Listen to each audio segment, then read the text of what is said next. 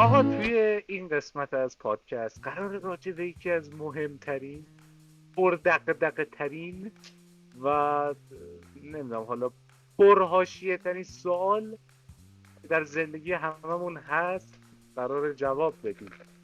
اونم میدونید چیه؟ بچه ها میدونید چیه؟ نیستن تامنیل رو دیدن. آمنه رو دیدن یا خوابم قراره که یه میاد. پک منم خوابم میاد. قراره یه پک ارائه بدم در همین قسمت از پادکست. این پک شامل صحبت کردن درباره روابط دختر و پسر، اینکه چجوریه چجوری نیست و آموزش مخزنی حتی با هم صحبت کنیم. پس شما دیگه نیازی برید آموزش های مخزنی سام صابری رو ببینید. دکتر هلاکوهی هستم با 73 سال سابقه. این قبل به دنیا آمدنم سابقه داشته. آجی وایسا تو رو خدا اول که میخوای از ما سوال کنی نگو چند تا خواهر برادری. مگه چند تا چی خواهر بگم؟ برادری؟ دقیقاً. مگه چند تا خواهر برادری؟ چون دکتر هولاکوی همیشه اول سالاش این نوع میپرسه که چند تا خواهر برادری و فرزند چند تا من بخواد. الان باید هست چی دیگه دقیقاً الان. سوال بپرسم؟ چون الان دکتر هولاکویی هیچ ربطی نداره. من هر چی باشم من همچین نگو سوالی رو فرزند واقعا احساس کنم خیلی بی چند ربطه تا نمیپرسم. بخوانم. اینم بی ربطه خیلی نمیپرسم. اوکی حالا بفرم. کلا بحث امروز ما اینه. قرار خیلی وارد جزئیات بشیم امروز، پس حتما تا آخر این یکی ویدیو رو ببینید. همتون به خدا دوست دارید. فکر نکنید، من رفتم چک کردم تمام تگای یوتیوب 90% سرچ خور داره این قضیه آموزش مخزنی. پس ببینید حتی و جنبه ببینید آها این اینم بگم و جنبه هم خدا همش داشته باشن به کسایی که خدا این ویدیو رو بیشترش ببینن. جنبم داشته باشه. چرا خب خب خب میخوام با سوال اول شروع کنم که سوال خیلی مهمیه. اول بذار خیلی برگردیم به سوالات پایه. خب بچه‌ها نظر واقعیتون رو بگید، کلا از حاشیه و اینا بکشید بیرون. نظر واقعیتون، خود واقعیتون بگید. من علاقه ازتون دارم به بپرسم، حاشیه. میخوام از جفتتون بپرسم بگو. شما تعریف یک رابطه حالا بین دختر و پسر یا به اصطلاح دوست دختر و دوست پسر رو چی میدونید دقیقا؟ حالا با کلمات جملات که دارید اینو توصیفش کنید برا من. این چه تعریفی داره آیا؟ سوال خوبی نپرسیدی. من سوال خوبی خیلی سوال پرسیدم. سخته مغزم رید. آره حس میکنم یا الان یه چی بگم مثلا به یه گروه خیلی بزرگی از مردم بر میخوره. من بگم نگاه کن. تعریف نمیدونم آخه سوالتو یه بار دیگه میپرسی یه خسته ذره نباش. یه ذره واضح‌تر سوالتو بیان کن. ولی واضح‌تری که شما سوالت خیلی رابطه دوست دختر دوست پسر رو کلیه. چه تعریفی دارید واسش؟ یعنی از شما بس آقا دوست دختر دوست پسر یعنی چی کلا؟ شما چی جوابشو میدید؟ چه تعریفی دارید واسش کلا؟ خب از نگاه دوست پسر دوست دختر خب آخه سوالت نگاه کن عجیبه. دست رابطه من یه که نیست.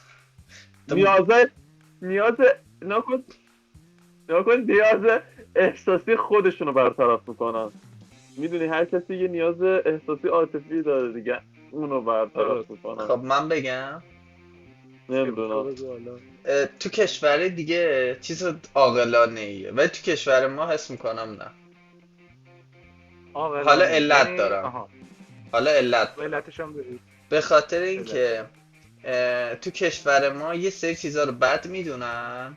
خب بعد تا تهش نمیرن. حالا نمیخوام موضوع رو زیاد باز کنم. آره فرهنگش نیست ولی تو کشور دیگه فرهنگش هست و این قضیه به نظر من این مدلیه که آره دیگه یکم بوداره. در اینکه فرهنگش میخوام بحث اینکه چی فرهنگ ما چرا میگیم نیستم اتفاقا باز کنم خیلی این بحث رو، چون واقعا چیز مهمیه. خیلی شاید خیلی ها بعد این حرف شاید نظرشون کلا عوض بشه راجع به روابط. نه خب تو کشور ما فرهنگش نیست مثلا تو هر کشور همون میخوام همسایه باز هست کنم تقریبا. چرا تو که ما فرهنگش اصلا چی باعث شده که ما فکر کنیم فرهنگش نیست. بفرما. اما اگه آره بخوام تعریف خودم رو بگم کلی از رابطه، خب رابطه کلا چیزه دیگه، رابطه دوست دختر دوست پسر خب کلا به رابطه‌ای گفته میشه بین دختر پسر که از یه حد فراتر میره دیگه، مثلا خیلی صمیمیت‌تره، یه ذره با رفاقت فرق داره خیلی، و کلا به قول نیما آره جهت برطرف کردن اون نیازهای عاطفی و احساسی انسان هاست کلا. و خب به قولی ازدواج محسوب نمیشه چون تو این رابطه مثلا چیز دیگه دو طرف به هم تعهدی ندارن، ازدواج فرق داره، و یه ازدواج دو جورایی طرف هم... تقریبا معنی میده که پسره باید به یه صورت خیلی مقدار عجیبی پول خرج کنن. حالا به ایناش هم میرسیم انشالله. اینو باید میگفتم. اما خب از این بحث، پس بود بنده تعریفاتون از خدا. رابطه پس تعریفاتون از رابطه اینه کلا. خب من اول حالا به این بحث برسم، من بذارید چند تا میخوام نظریه بدم ببینید موافقید یا نه، هر جا اگه دیگه من دارم نظراتتون رو بگید راجع به حالا نظریه ها و فکتایی که حالا خودم میدونم و میخوام بگم. نظریه ها، من ببینید نظریه شرودینگر رو قبول دارم که در مورد تئوری ریز اتم‌هاست دیگه. نظریه انیشتین رو قبول دارم در مورد مواد. ربطی داره. داره میگه نظریه دیگه، علم حرف بزنید. داره میگه نظریه. من نظریه هیچ کدوم قبول ندارم چون من نظریه هیچ کدوم قبول ندارم چون هر چی داریم میکشیم از دست اینا. چرا در من نظریه وات؟ چه ربطی به دانشمنده و پروفسورهای دنیا داره؟ همین که مجبور فیزیک و ریاضی بخونیم کنمون داره پاره میشه به خاطر هم. داداش خیلی چیزام نبود اگه اینا رو نداشتن. آدم با نظرتون نظریه چیز رو قبول نکن، نظریه نمیخوام دم رو قبول نکن، یا اگه قبول نکنی اون وقت برف آب نمیشه هیچ کدومش. نگرفتم چی گفت. نفهمید. آره منطقی توضیح هم اینه که نه خیلی خواه ماینکرافت شهری وجود داره، آقا نیما خیلی به برفاش علاقه داره، منتها برفاش آب میشه. خب ادامه بدیم ولشون. بفرما نظریه هات رو.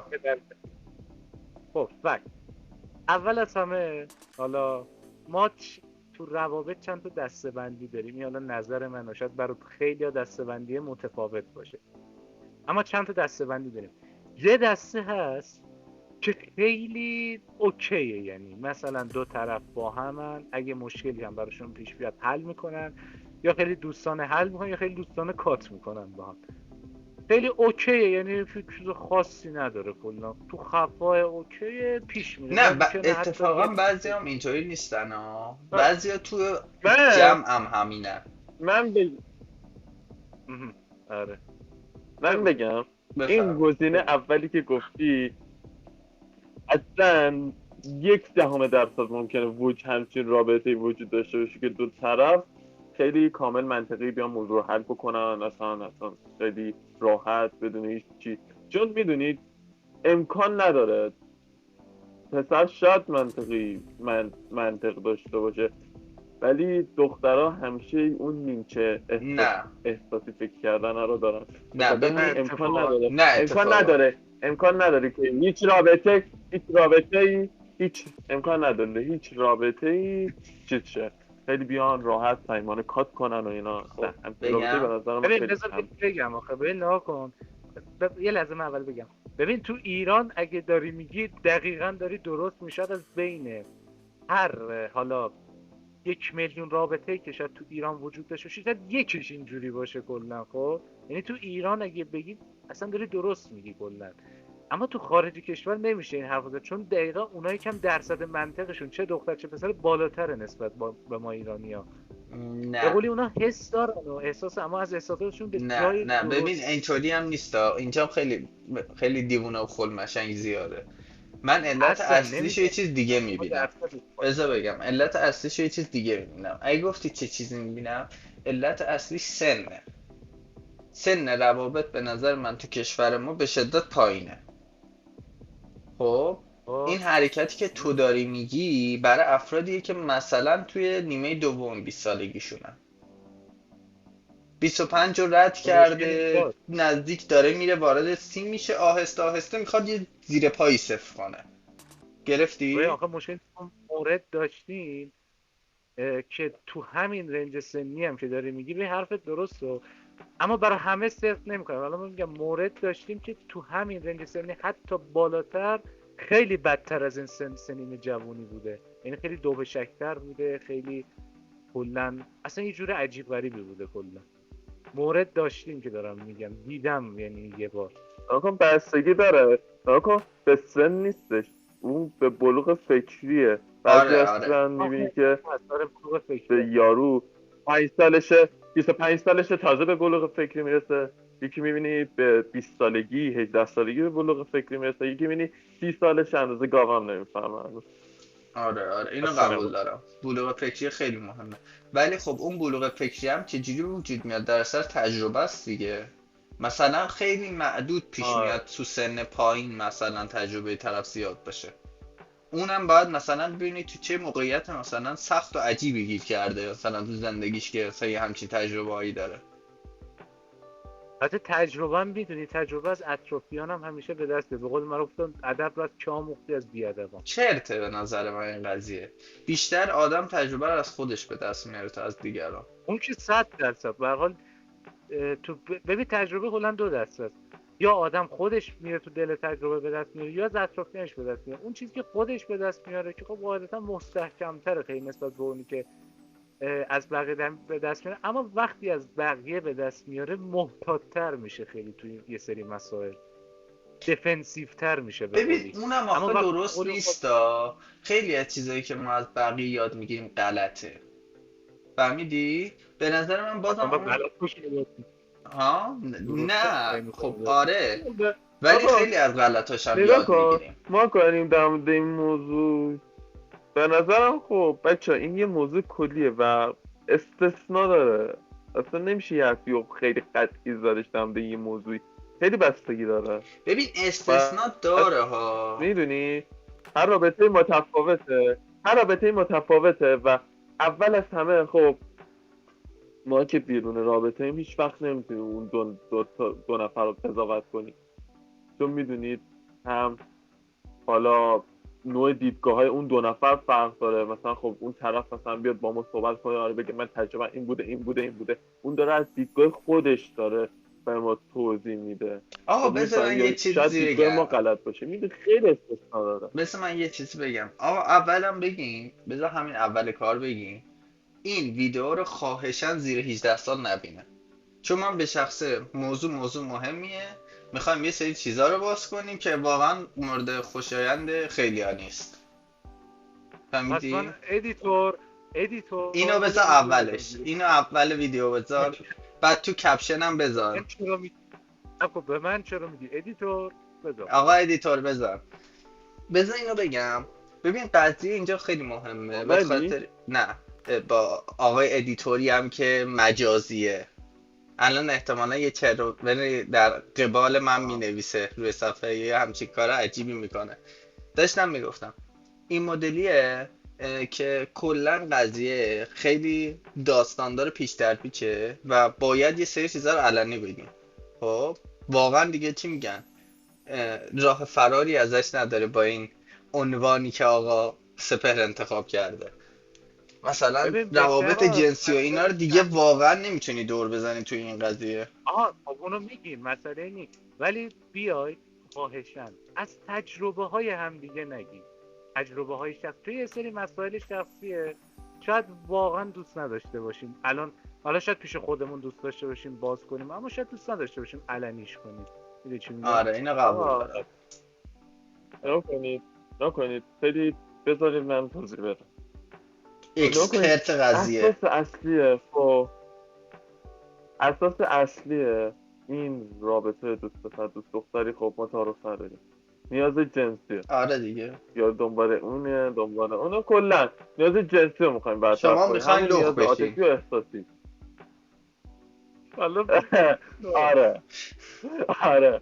خب حالا تو این رابطه حالا احساسی و عاطفی، خب حالا دیگه ریدم خب حالا ببین بذار من حرفتو تکمیل کنم. ببین بذار من خواستم به دسته دوم برسم الان.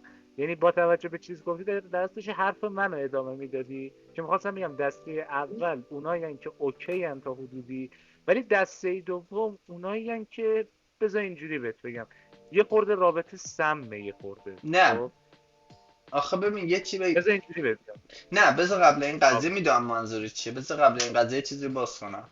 روابط داخل ایران تا جایی که من یادمه کامل این دو دستن، یا دنبال همه چی هن، خب یعنی خب کامل تا کمر توش غرقن، یعنی مثلا برن کردان و برن شمال و این مدلی هن.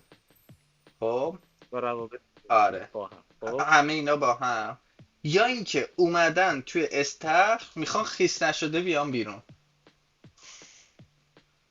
من واقعا نمیدونم چجوری بهتر از این توضیح بدم. یا اینکه میخوان همه بنفیت هایی که مثلا یه روابط داره، اون چی میگن حمایت صمیمی که مثلا یه مثلا دوست پسر یا یه دوست دختر داره، مثلا خوشگذرونیاش همه اینا رو داشته باشن، در این حال که هیچ کدوم از کارهای دیگر نکنن.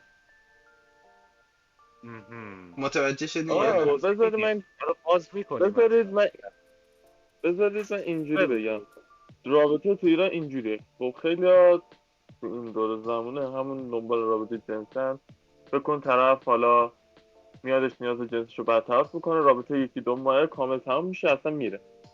کلا خیلی کم پیش میاد که رابطه خیلی مستحکم باشه. خب به دو سه ماه میگم به سال بگشه، یعنی طرف با 2-3 سال با ببین بعضی وقتا هست بعد یکی دو سال چیز میشه به کات میکشه و آره خب میدونم دارم میگم من دارم متفاوته. اون کسی که 1 ماه کات میکنه خب طرف فقط دنبال رابطه جنسی بوده، طرف دنبال پول طرف بوده، حالا هر چیزی دنبال این جور چیزا بوده.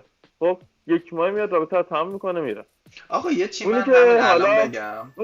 اون رابطه طولانیه. خب اون رابطه طولانیه، خب یه جوره همون مثلا میگی حالا یه احساس خیلی عمیق بین دو طرف ایجاد شده و باعث شده که این رابطه یه ذره مستحکم‌تر بشه. حالا به بعضیش به ازدواج میکشه، بعضیاش همون تو 4 سال اول میبینن که نمیتونن با هم مثلا سازش کنن و اینا از نظراتی و اینا، حالا میان کات میکنن با هم. حالا با دعوا، حالا یا با خیلی کم پیش میاد با حرف منطقی بیان رابطه تمام کنم. آخه میدونی چرا نمیتونن نورمال کات کنن؟ اکثرا دو حالت داره، یا اینکه دارن به اون خاطراتی که با هم داشتن فکر میکنن نمیشه نورمال کات کرد، خب یا اینکه بعدش میشه، یا اینکه یه کاری کرده طرف مقابل. به نظر من خب این چون که نمیتونن نورمال کات کنن، خب ما خیلی بخوان عادی کات کنن و اینا باید با منطق جلو برن و معمولا تو این موقعیت ها همه چی احساسیه. حتی خود پسرها که حتی خود من اول ضبط گفتم که مثلا بیشتر پسرها مثلا خیلی با منطق میرن جلو، اینجوری هم بگم که پسرها حتی احساسی فکر میکنن. همچین میگه انگار مثلا خودمون مجزایی. الان شرایط جامعه جوری شده که بگم خیلی کم دختر پسر به ازدواج فکر میکنم. مثلا پسر، حالا دخترها که زیاد وظیفه سنگینی دوششون نیست، ولی تو جامعه ایران الان جوریه که اصلا خیلی کم پسری پیش بیاد دنبال ازدواج باشه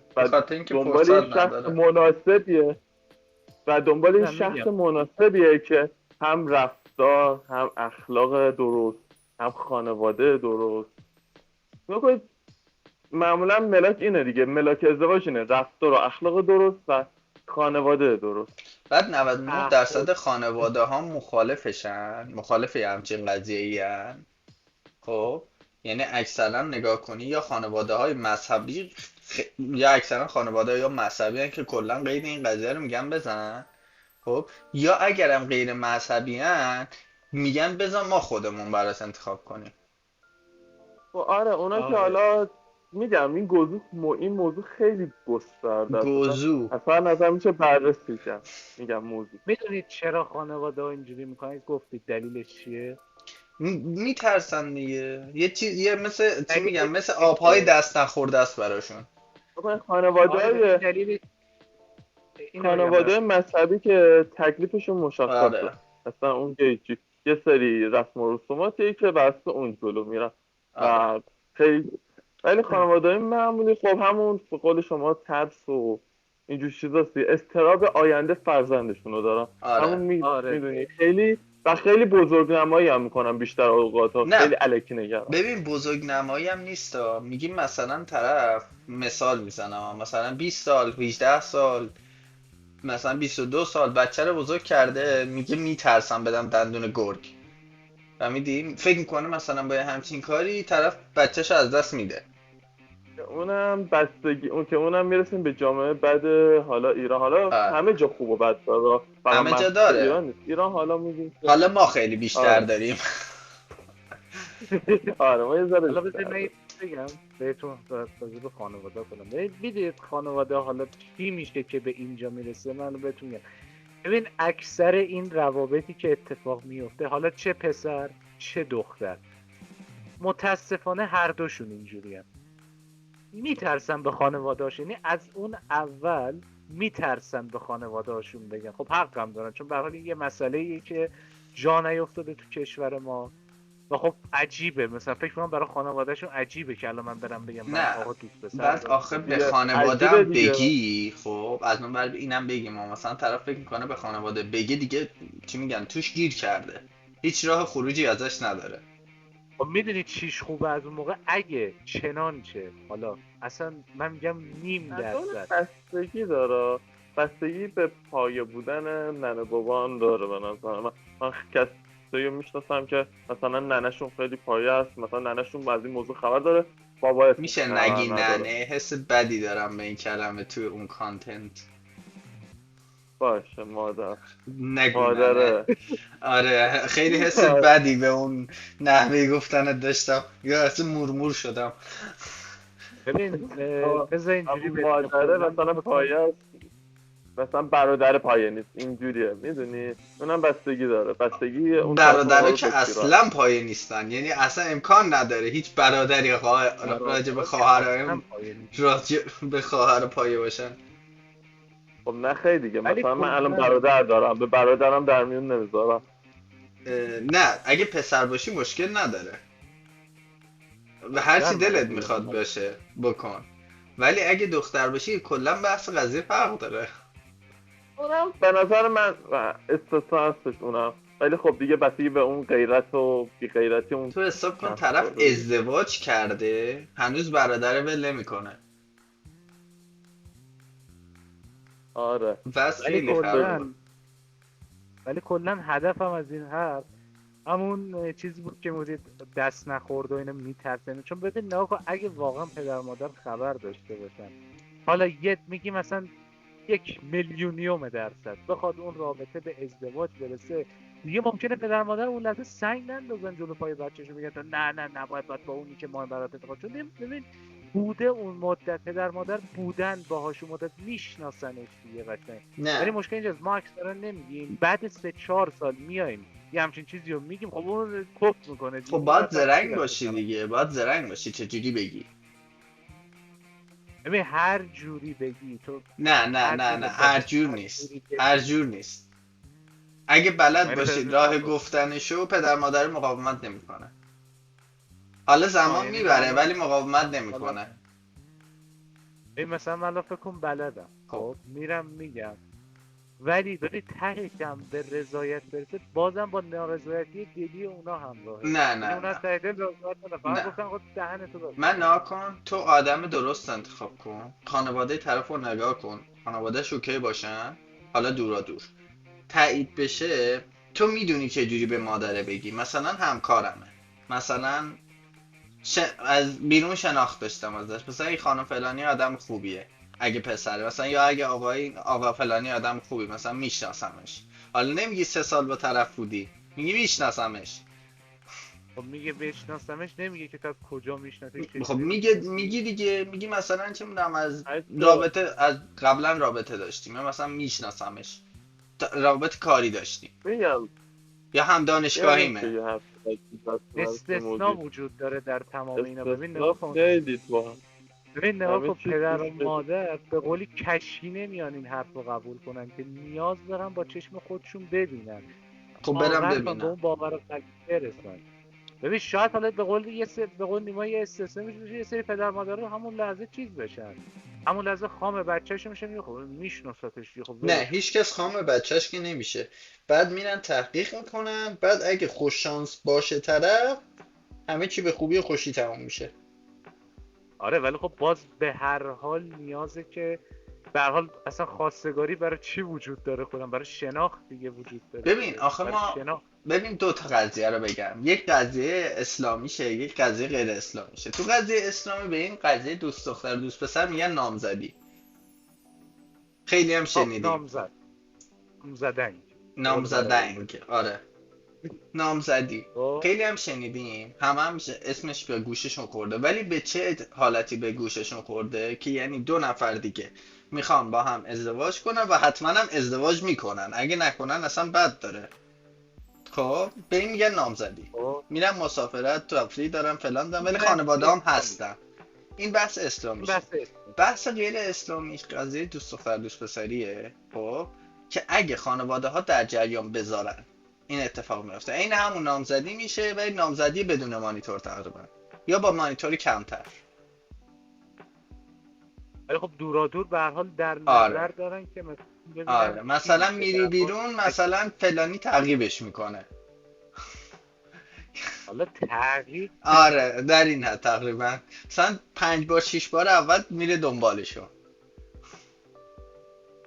ببین به هر تغییر، من مثلا نظر بهتری دارم اینه که مثلا خانواده رو شام دعوت کنم، مثل دارم میگم، آره، میتونم مثلا خانواده دختر پسره رو شام دعوت کنه با خانواده‌شو، یا آره، برعکسش میتونه اتفاق بیفته. آره. و معمولا این چه زمانی اتفاق میفته؟ زمانی که سطح مثلا طبقه پسره یا دختره خیلی از سطح طبقه پسر اون یکی بیشتره، که خانواده اونی که سطح طبقه پایین تری دارن معمولا تمایل بیشتری به این قضیه دارن.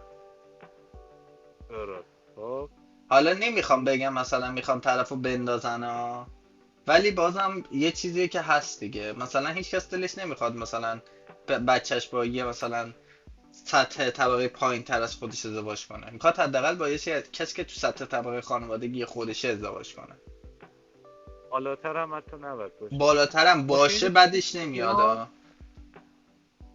خب ببین، خب اون بالاتر اون وقت میگه پایینتر، این آره، پایینتره. ولی خب با هر حال معمولا 99% قضیه یه عده ناراحتن دیگه. اصلا امکان و نداره. تو متاسفانه عروسی در میخوان این راجع به چی مشکل حرف ایران، بزنن اگه اینطوری نباشه؟ آخه مشکل هست متاسفانه تو ایران روابط بالانس نداره کلا، یعنی بین دوتا آدمیه که اصلا معلوم نی این از کجاست اون حتی از کجا. بچه بله. این نکته رو بگم. حالا ما در مورد اینو داریم حرف میزنیم، ولی خب داریم الان ما از اول ماجرا رسیدیم به ته ماجرا. دقت کنیم. نه ته ماجرا نیست، اتفاقا هنوز تو اول ماجراییم ما. آره، ما هنوز تو ببین شروع یه چیزی اول نکردیم. ماجرا تو ببین این الان فعلا کلیت بحثه، ما بعد الان میخوایم راجع به چیزم صحبت کنیم، این که خب روابط چجوری، درون روابط، مشکلات روابط، فوایدش، نمیدونم از طرفی اون پک آموزش مختلف راجع پک به اونم میخوایم صحبت مخزنی 1 و 1. یک و یک فعلا. ولی خب کلا آره از این بحث ها بگذاریم. حالا این بحث کلیشه کلا، خب ما میدونیم که برای دختر و پسر که حالا تعارف نداریم، هم برای احساسی هم برای نیاز جنسی، نیاز هم با جنس مخالفشون باشه. این نیازه، هممون این نیازو داریم. یکی نمیتونه بیا نه من داشت حرف بیا بابا، ما خاک و پاتم این نیازو من ندارم. نه اصلا هر کی میگه زر داره میگه. آره، هر کی میگه ندارم مثل چرت میگه به نظر منم. چون به هر حال تو خفاش متوجه میشه که داره، ولی میخواد مثلا خفن نشون سرچ بده خودشو. گوگلشو در بیارین، مخصوصا اینکاگنیتاشو، اون موقع بیاد بگی که من این نیازو ندارم. آره. شب پاک کن، شب پاک کنه طرف. پاک کنه میشه در آورد، پاکم کنی میشه در آورد. برادر شما هکر مگه نیستی آقای نیما؟ خوب در میاری دیگه. رو نگم حالا بچه ها میترسن، نیست، شوخی کردم.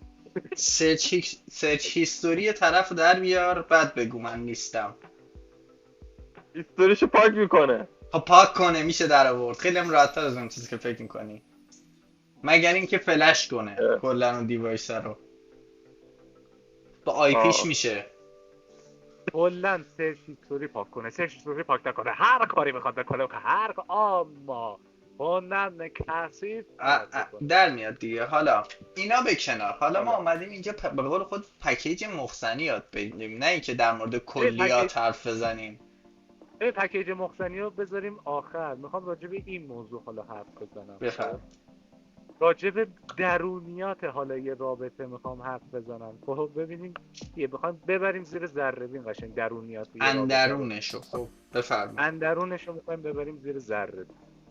ببینید کلا همونطور که گفتم تو ایران روابط خیلی بالانس نیست اصلا. چیزی که من دیدم، فکر کن یه دختر خوب میفته گیره یه پسر لاشیه دفعه. اینجا هم همینه.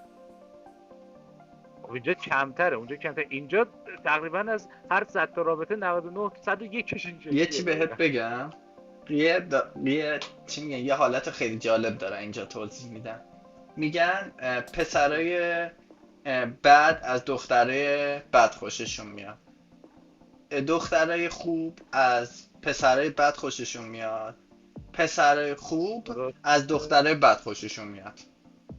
خب کلا داستان این مدلیه که هیچ وقت پسر خوب و دختر خوب از همدیگه خوششون نمیاد، بعد معمولا چیزی عایدشون نمیشه. کلا همینه دیگه، معمولا چیزی عاید، چون تو آدم بدی هستی یا حتی اگه این اتفاق هم برات بیفته چیزی عایدت نمیشه. خیلی بخوایم مشکلات درونی یه رابطه رو مقایسه کنیم، مثلا من یه مثال میزنم، روابط پرتنش، همونجوری که اصلا خیلی هم اشاره کردیم حتی به این قضیه، یه سری روابط اصلا پرتنشه به نظر من. ولی این تنش از کجا میاد؟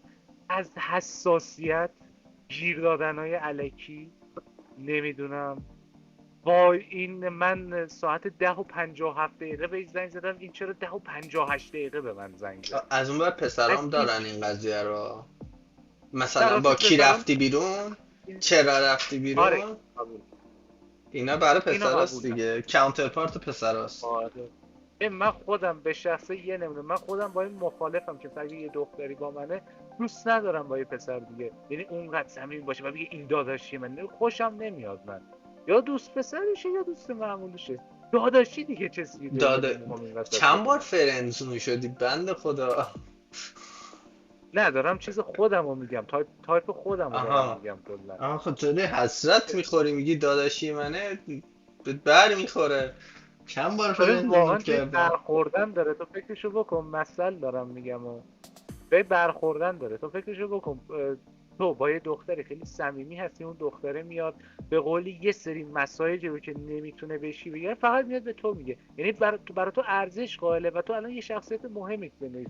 اما فکر کن یه روزی که دیگه پیدا شه قشنگ بیفته همسطح تو بشه، بیفته تو رقابت با تو، بعد بگه این داداشیه منه. خوبه دیگه، داداشی که رتبه خیلی بالایی داره. حالا هرچی آدم هرسش میگیره واقعا، یعنی تو روابط دختر پسر هم پسر بعد احساس، نظر منه شاید خیلی‌ها نه ببین آخه ما اینم بگیم خیلی‌ها هستن اینجا بازی سبکش هست، میدونم مثلا دوست همه دختر پسرایی که با هم دوستن عملا دوست پسر دوست دختر نیستن. خب آره خب بعضی واقعا دوست معمولی هن. یا مثلا حتی دوست صمیمی هن. ولی این قضیه رو ما هم تو ایران داریم هم نداریم. از چه جهت داریم؟ به خاطر اینکه اکثرا تصورشون اینه که اگه مثلا دخترها یا پسرها فرق نمیکنه فکر میکنم مثلا میشه دوست صمیمی داشت ولی طرف مقابل این حسو نداره، مثلا بیشتر میخواد. ببین نگاه کن، آره ببین نگاه کن، مثلا الان خب ببین آخه اون دختر یا پسر تو رابطه باید حس یونیک بودن بهش دست بده، یعنی حس کنه که آره بین تمام رفقای دیگهش این منحصر به فرده خود. اگه نتونه این احساس کنه اون رابطه دیگه رابطه نیست، اون رابطه خیلی بده. ما خودم میگم مورد داشتیم، ببین طرف دختره دوست پسر خودشو همسط میدونسته با یه رفقای سطح پایین خودش و این حس بدی میده وقتی تو بفهمی تو همسطی یه مش آدم رد پایینی. آخه خب یه سری چیزا هم هستا، مثلا اون طرف که میگه مثلا تو همسط اون رد پایینایی، اون رد پایینی رو مثلا از بچگیش میشناسه. به شخصه من میگم تو حتی از اونها پایین تری اگه مثلا من باشم. باید چیزای یونیک باشه دیگه به هر حال. ببین نگاه کن خب مثلا نه من تو خودم بذار بگم تو داری این حرفو میزنی، خب مثلا دوست دوران رفیق کسی که از بچگی میشناسم خب حتی اگه پسر باشه، خب من ارجحیت میدم به مثلا کسی که تازه 6 ماه میشناسمش، این پسر فرق داره، ببین جنس یا مقابل دختر حتی، فرق داره. یا دختر حتی. آقا مثلا من با این آدم بزرگ شدم، خب معلومه من اونو ارجحیت میدم به تویی که مثلا 2-3 ماه میشناسمش. باشه ارجحیت بده، مسئله نیست، اما یه ارجحیتی نباشه که مثلا طرف فکر کنه این مثلا حکم دوست پسر داره بیشتر براش تا ببین نمیدونم این عاقل خوده. این چیز فکریه اینجاست این حرف تو درسته تا یه حدی، ولی خب این که مثلا طرف پسره میاد مثلا یا دختره میاد انتظار داره از طرف مقابل که آقا مثلا همه روابط یا مثلا رابطه هایی که از قبلش از مالی که الان در حال حاضر داریم پایین تر بدون، با این دیگه کار اشتباهیه دیگه. تو عملا داری چی میگم به قول خارجی فورس میکنی یا اجبار میذاری روی طرف. همین آره سر دیگه همینم ببین هست که اکثر رابطه ها به چاهن. آره دیگه ببین نکن مثلا طرف میره با یه پسر رابطه حالا تعارف نداره رابطه جنسی برقرار میکنه، میگه این داداشیمه چون من رفتم این کارو کردم. اون دلیل دیگه نمیشه. خیلی بد شانسه بند خود. آره ببین به دلیل با اسم داداشی نمیشه هر کاری رو واقعا کرد، یعنی واقعا بده خیلی. دوست آره یعنی با چیزه، دوست با سوده، فرنده با آره بنفیته. آنی شما موافقی یا با حرف من؟ نیما فکر کنم آره موافقم. صداش اوکی. آره موافقم. موافقم. من خودم خیلی یعنی خودم اگه واقعا ترجیح بدم یه نفر رو تو زندگی ترجیح میدم این چرت و پرتای داداشیم و اینا رو نداشته باشه، یعنی داشته باشه واقعا همون اول میگم برو گم شو. البته همون اول که نه، وقتی بعد یه مبلغ قابل توجهی خرج کردی میگی برو گم شو. من خواهدم نمیخوام، من سعی میکنم تا همون پیغام پسخامایی که میدم از زیر زبونش بکشم، بدون که این دنبال آیا این چرت و پرت این داداشیمه اون داداشیمه هست. اگه اینجوری باشه من چیز نمیکنم. پس برای چی اومدی تو رابطه؟ برو با همون داداشیات باشه. دیگه داداشی شدی. نه شاید هم یه چیز دیگه دارن که مثلا اون براشون مورد علاقه تره. اما خب حالا وقت برنامه رو خیلی نگیریم. آها یه سری روابط اینه، بفرما. خب یه سری روابط که اینه کلا، اما یه سری روابط پرتنشه دیگه. به هر حال اینجوریه. من خودم هم مخالفتمو اعلام کردم که چرا مخالفم با این روابط. پرتنش کنم به نظر من این تنش بچه، حالا به عنوان یکی از نکاتی که تو اون پک آموزش محسنی میخوام بگم، حالا اینجا میگم گیر ندید خیلی واقعا. ببینید گیر دادن اصلا چیز جالبی نیست. نه بهتر بگم طرفو حیوان خونگیتون محسوب نکنید. همین که این بود. آره ببین بهش نگی تو بعضی اوقات مثلا دوست پسر یا دوست دختره فکر میکنه سگ خونشه اون طرف مقابل، خب داره یه حس چی میگن مالکیتی روی طرف داره. من نمیگم حس بدی یا حس اشتباهی یا نه، اصلا اینطوری نیست. آره تا یه حدیش نرماله، ولی از یه حدی پا فراتر میذاره یه حالت سایکیک و دیوونه طور نشون میده طرف مقابلو. برای همینه که مثلا یه اکثرا بخشی دوست از این ندارن. مالکیت غیرته، مثلا یه بخشی از مالکیت غیرته. تو به هر حال غیرتت ممکنه بعضی وقتا قبول نکنی که این دختری همچین بکنه، اون درسته. آقا یه سوال غیرت بگم، من واقعا یه سوال دارم. آقا اگه غیرتین چرا وارد یه همچین قضیه میشین؟ برادر من واقعا به خدا من برام سواله، اگه غیرتین چرا وارد این قضیه میشین؟ انقدر بدجور غیرتین، خب بتمرگین سر جتون از راه هم بدجور غیرت چیز می‌کنم. بریم. من اینجوری نیستم آقا به نظر خودت به نظر ولی این که دارید میگید غیرت نباشه اشتباهه. اتفاقا نه باید ببین غیرت غیرت باشه. نباشه من نمیگم ها، ولی دیگه بیت غیرتی مثلا ستیر باشه رو طرف، مثلا ملکیت بذاره رو اینطوری بذاره، آقا بهش تا اکثر جات این کار نکن اصلا، نه نرو دیگه تو این کارو رابطه. منم این کارو پیش نکنم، خب همون میشه فورس کردن. من منظورم اینه که مثلا غیرت، مثال دارم یا همین بحثی که چند دقیقه پیش گفتم، این که مثلا بخواد به اسم داداشی هر کاری رو که میخواد آها. انجام بده، خب این غیرت من قبول نمیکنه که من بذارم این هر کاری دوست داره انجام بده نگاه به اسم کن. داداش بذار متقاعد. بگم. بذار ساده بیایم بگیم که خب هر چیز زیادیش خوب نیست، کمش هم خوب نیست، هر چیزی حدی داره. آره همون آبم که شما میخورید زیادشو بخورید فشار اسموزی بدنتون به هم میریزه میمیرید کلا. نه همون آبم زیاد بخورین هر غرق چیزی میشی. حدی داره.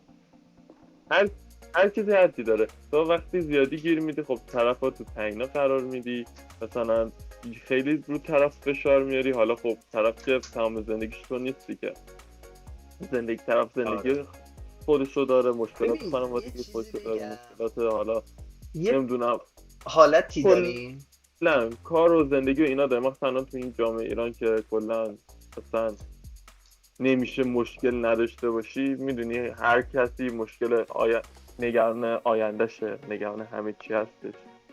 این آدم میاد گیر میده، خب آدم دیگه چقدر چه مقصدی داره.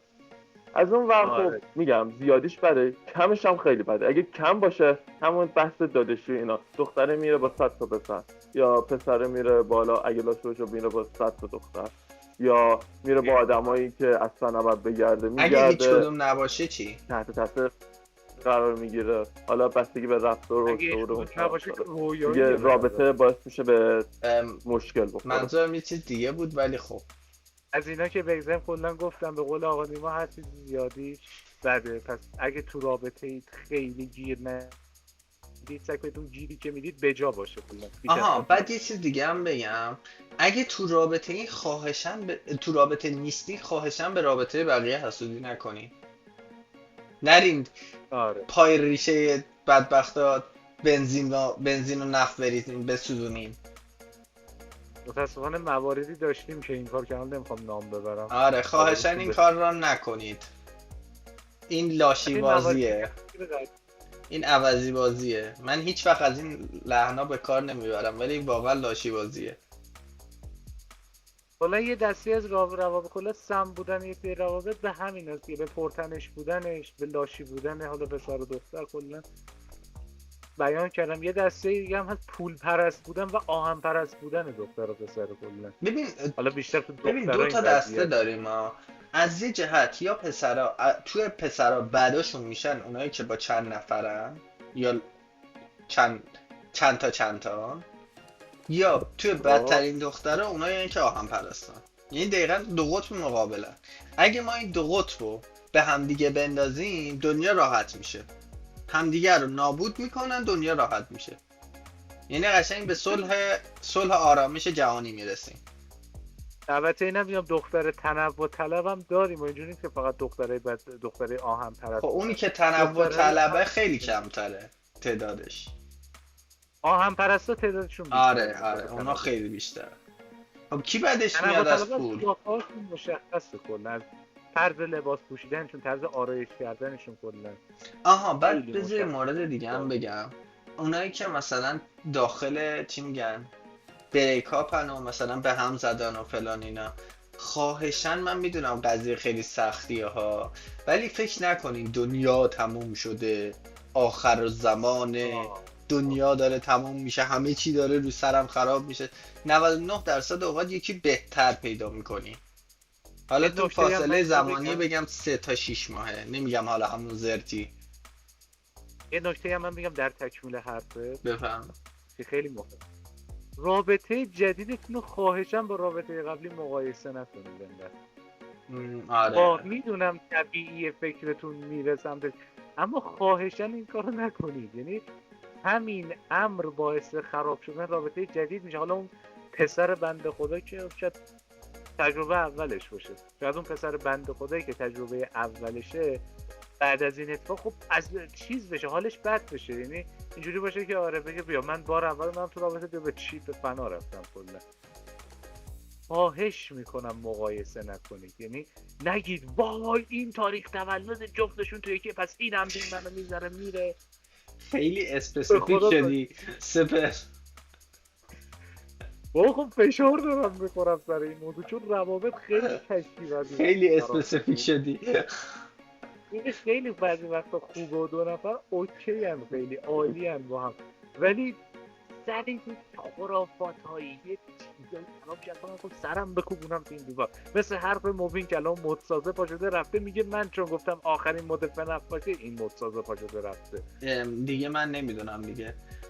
بعد داشتم میگفتم دیگه خواهشن یه مقدار چی میگن رعایت کنی. آها بعد یه چیز دیگه، حتی شده دور از چشم خانواده به نظر من مشاور برین، حتی اگه دوست دختر دوست پسرن. اگه یه چشمانداز آینده‌ای دارین، من مشاوره تو حوزه‌های دیگه اکثرا قبول ندارم، شاید هم قبول دارم، من نمیدونم، مطمئن نیستم، بستگی به مشاورش داره، ولی مشاوره خانواده خیلی مهمه. این کلا یه مسئله دیگر هم من بیان و اینم بگم، که بذار یه چیزی بگم، مشاور خانواده حق نداره برگرده اطلاعاتتون رو فاش کنه، پس نگران نباشین پس فردا 4 روز دیگه بگین مثلا میره میذاره کف دست خانوادم.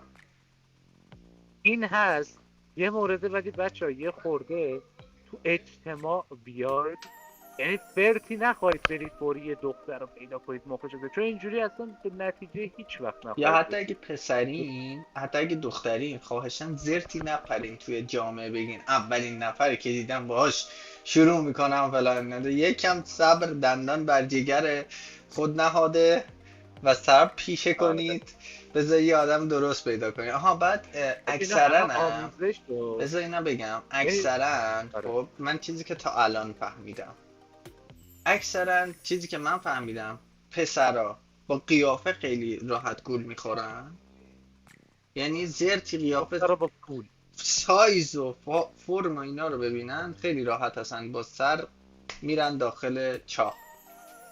از اون ور دخترا با صدا، با صحبت. خب پسر با چی؟ نه با صحبت، اصلا هیچ کدوم از اینا. زبون چرب، زبون چرب داشته باشی، زبون چرب داشته باشی کلا چی میگن، میرن که بذارن شروع کنن مثلا وارد یه رابطه میشن، طرف راحت موقع طرفو میزنه. گرفتی؟ البته اینم من اشاره کنم بچه، حالا اینا همه آموزشه. ببین بچه تو آموزش، شاید آموزشه که خیلی جای دیگه میبینید شاید بگن که آره بعد برید حتما حرف بزنید، قبول، ولی خواهشاً این زبون چربی که حالا امیر گفت و به این برداشت که بلا پاشم برم بگم وای تو چقدر خوشگلی مشکلی، خب اینو بگید یکی میخوند اون خوابونه تو دهنت. آره زبون چرب با اینا فرق داره، خیلی راههای عاقلانه تری داره. من به سپرم قبلا این قضیه رو گفتم، من با تنها چیزی که توی این قضیه مخالفت دارم و مقابله دارم پیکاپ لاینه. من پیکاپ لاین قبول ندارم. سپرم بهش قبلا گفتم بهش پیکاپ لاین، نمیدونم میدونین چیه یا نه. پیکاپ لاین میشه جمله اولی که به طرف میزنی، مثلا خانم شما مثلا افتادین تازه، مثلا از بهشت افتادین، اینجور چرا برا. من اینو قبول ندارم. این جمله ها، ببین جمله ها نه تنها با اصلا هیچ چی نداره که هیچ پرت و پرت لوس خیلی هیچ کاربردی نداره. شما اگه خدایی عاقل باشی توی صحبت عامیانه میتونید کاری کنید که طرف فکر کنه واقعا. شما دخترها به جوری مخشون زده میشه که فکر کنن در یونیکن، منحصر به فردن برای اون پسره. شما حتی با یه حرکت انگشت، حرکت دست یا زبان اشاره هم میتونید کاری کنید که اون با این فکر رو بکنه، یعنی و بیاد سمتتون. میدونید چی میگم؟ نه ببین به نظر من آهسته شروع بکنن بهتره.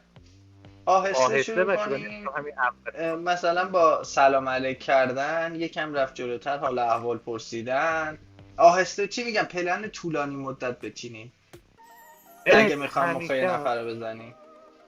نکته هم بگم هیچ وقت هم به قصد زدن مخ اون طرف نرید باش حرف بزنید. آره اولش هیچ وقت به قصد اون نرید. یعنی شما حداقل 1 تا 2 ماه باید سیف عمل کنید. حالا تو ماه سوم شاید بتونید یه خورده از اون منطقه 3 ماه امنیتی خیلی خودتون. زیاده دیگه داداش. اتفاقا کم هم هست. نه اتفاقا ببین اگه بخوای طولانی مدت نگاه کنی آره، ولی اگه بخوای کوتاه مدت نگاه کنی نه، 3 ماه زیاده. ببین بستگی به آدمش هم داره، اینم بهت میگم. ببین بعضی آدم هستن سر زبون دارن، خیلی ممکنه تو یه هفته کارو جمع کنه. نه دیگه اونی که اما یه برای هفته اونایی جمع میکنه خطرناکه. از اینجور افراد دوری کنین اصلا به نظر من. به ببین حالا شخصه. به هر حال کلا من مسئله رو گفتم، ممکنه زودتر از همین 1 ماهی که میگم جمع کنه کارو. من برای اونایی اینو میگم که میخوان تازه پا بذارن تو این آره عرصه، یعنی آره میخوان آره. کنن. بعد سیف عمل کنید. اگه میخواید درصد نتیجه‌ای که میگیرید بره بالا، سیف عمل کنید. یعنی هیچ و وقت یه اگریسیو راهنمای دیگه عمل بکنم. نکنید. ها تو این قضايا سعی کنین یه دوستی پیدا کنین که خبره باشه. فهمیدی؟ آره فهمیدم. یه دوستی پیدا کنین مثلا خبره باشه، اون اوایل رو بهتون نشون میده. آره من خودم اتفاقا یه نمونهشو داشتم. آره دستش هم درد نکنه. اوایلش رو نشون میده، بعد هول میده، شما میرین جلو جمع میکنین کارو. اگه بلد نیستین ولی اولشو، اما وقتی یاد گرفتین دیگه خودتون هم باشین اوکیه. آره حتی این ببین برای کلا دخترام صدق میکنه. آره از چیزایی که میگیم کلا برای دخترام صفر میکنه کلا. اینم بگم بهتون یه نکته خیلی چیزی هستش میخوام بگم. کلا که گفتم هیچ وقت به قصد مخزنی نرید جلو، سیف عمل کنید همیشه. و بچه جنبه داشته باشید تو رابطه، جنبه نشنیدن رو داشته باشید همیشه. آره چه رفاقت چه تو رابطه، اون جنبه نشنیدن داشته باشید. تا یه نه اول شنید نگید دیگه تموم شد دیگه من نمیرم دیگه فلان کارو نکنید. این کار بچه نه، هاست. هم جنبه نشنیدن داشته باشین، هم جنبه نگفتن داشته باشین. تموم شد رفت اگه کامل تر ببین شد. یعنی اصلا به نظر من به شخصه اگه جنبه نگفتن ندارین و هر کی راحت سوارتون میشه، کلا غیر این قضیه رو بزنین، از راه سنتی برین جو بهتره تا بخواین چون از ببین این نگاه کن، مدل برین. میدونی چه اتفاقی میفته. ببین یه انیمه ای بود خیلی تیکه زده بود به این موضوع، یعنی به این موضوع که بعضی پسرا جنبه نگفتن دارن تو رابطه، نگفتن دارن تو رابطه. انیمش چجوری بود؟ انیمش این بود که یه پسری رو نشون داد که یه دختری، فکر کنم دیده باشی یا اسم تو گوشش خورده باشه. داستانش مزخرف اما این پیام آموزنده‌شو من دوست داشتم. من انیمه هایی که مزخرفه رو نگاه نمیکنم، من فقط اسطوره نگاه میکنم. ولی داستانش از این قراره که یه پسر با یه دختره ایه. بعد یه دختر دیگه به این پسر کراشه، میاد بهش میگه من به خاطر تو 2-3 ماه وقت گذاشتم، کلی مثلا کارایی رو یاد گرفتم که پسر رو دوست دارم، بنابراین مثلا اگه میشه بیا با هم بریم تو رابطه. و پسر از اونجایی که نمیخواست دل اینو بشکونه قبول کرد که با 2 نفر همزمان باشه. ببینید بچه نتیجهش میشه همین. شما حرامه، نتونید اصلا این سبک میشه. انیمش درست نیستون، از اون تقلب نکنین، اینجور حالات غلطه. آره نه خب این سبک چیز داره یا ادب از که آموختی از بیادبان. آقا نیما شما نمیخوای نکنید چیزی اضافه کنی؟ کنم با همه حرفایی که خیلی زدم موافقه. کاملا دارید واضح میرید جلوی و من زیادی دوست دارم من خودم آدمیم که نه خیلی درست. روک و راست حرف میزنم، نمیدونم بقیه شاید خوششون نیاد، ولی همیشه هم سر شوک خوردم، ولی برام مهم نیست. چه کلا یه چیز دیگه هم بهتون میگم. ببینید کلا اگه حالا قصدتون اینه که با یه دختری دوست داشتید برید تو رابطه، چند تا فاکتور مهم هم در نظر داشته باشید همیشه. فاکتور اول اینه که خب به ظاهر خودتون برسید، همیشه ظاهر خوبی داشته باشید، به لخت چت و توف به شلختی سرتون نباشید. بزنین میریم بیرون اگه پسرین، اگه دخترین بیگودی آره فراموش نکنین. دختره که همیشه به سر و نه وضع برای اینکه بیگودی چش هم بیگودی، دیگرم رو نمی‌دونم. اصلا نمیدونم اسمش شنیدی یا نه. نمیدونم شاید قدیمی تره شنیدم.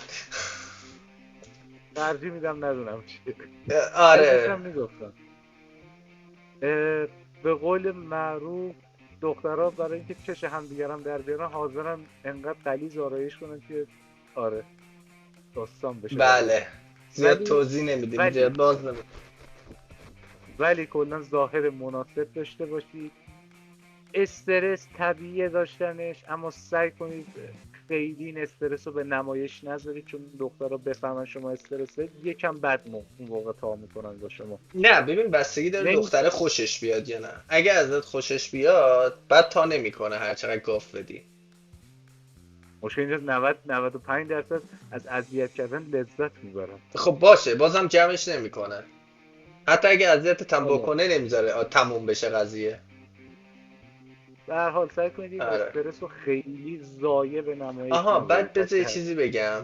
شمایی که دارین زاویه خودتون رو میبینین، میگین مثلا من استرس دارم، من اولین بارمه، مثلا من قبلا این کار نکردم. اونی که 100 بارم این کاری کرده بازم استرس داره، بازم به نظر براش اولین بار میاد، فقط یه مقدار بهتر میدونه باید چی کار کنه. من الان خودم بعد 2 سال دانشگاه رفتم هنوز میترسم برم سر صحبت رو باز کنم. وات؟ این از من دارم چیز خودم رو میگم، یعنی کلا حرف تو رو تایید میکنم یه جورایی. یعنی میگم من الان با اینکه 2 سال دانشگاه رفتم، با خیلی ها صحبت کردم، با خیلی ها نشست بحث کردم، اما هنوز میترسم برای اینکه برم جلو و سر صحبت رو باز کنم. فقط به تازه مثلا اون اصلی ترین کارشه دیگه. به هر حال اصلا ترس داره، اونی هم که میاد میگه اصلا ترس داره، چرت میگه. ترسو که داره، ترسو هیچ کارش نمیتونی بکنی، استرس هم هیچ کاری نمیتونی بکنی. اینم بگم اگه قرار سر صحبت باشه، سر صحبت رو درست باز کنید خواهشن. یعنی یه چیزی نگید که واقعا به قول حالا امیر یا پیکاپ لاین نگید، یا اصلا به قصد نرید بگید میشه شماره رو بدید، اینا رو نگید. اونه که اصلا خواهشن نگی، اوف داره بری به طرف برگردی بگی میشه شماره‌تون بدین، اصلا بزن تو سر خود با اون وضعیت جمع جور کردن کارت. اصلا نگید، اینا خیلی بده. تو دانشگاه اگه هستی طرف همکلاسیتونه، خب نخورین بهش جزوهاتون بریزه، اینا دیگه خیلی کلیشه شدن. یه میم ایرانی اون دیگه کلا. مثلا چیز کنید، خب مثلا سعی کنید، حالا نمیدونم اگه همکلاسیت با هم خلاق باشین، خلاق باشین. آره خلاقیت بفرمایید. اگه دانشگاه بودین قضیه رو درسی ببرین جلو، درسی جدیش کنین. اگه تو محیط کاری قضیه رو کاری ببرین جلو، مثلا آقای فلانی مثلا پرونده های فلان انجام دادین یا کار فلانی انجام دادین، اینطوری برین جلو. اگه بیرونین این خیلی مهمه، بستگی به محیطش داره. آقا مثلا تو سوپرمارکتی میخوای قضیه رو چجوری سر حرف باز کنی؟ تو کشور ما بهترین چیز، خدا رو نمیدونم بگم شکر از دستش خودمون نفرین کنیم، تورمه. میخوای سر حرف با یکی باز کنی، با تورم باز کنی. قیمت ها آره خیلی به نظر من موضوع کسچریه، ولی اگه بخوای در موردش صحبت کنی مثلا گرونش شده خود تو میخوای سر حرف رو باز کنی. به نظر من خب بعد به نظر من اول باید شناخت پیدا کنیم، یعنی طرف مثلا دنبال چیه، به چی علاقه داره. خب تو اولین بار مثلا تو اولین بار یه نفر رو میبینی، وایسا مثلا تو اولین بار یه نفر رو میبینی، با چی میخوای شروع کنی؟ هیچ ایده هم نداری که.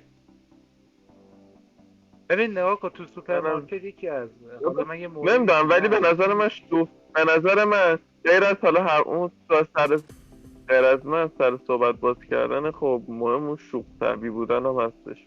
با شوخی میخوای همون اول شروع کنی؟ همین چی میگم. نه با شوخی نه. خب پس چی؟ که تو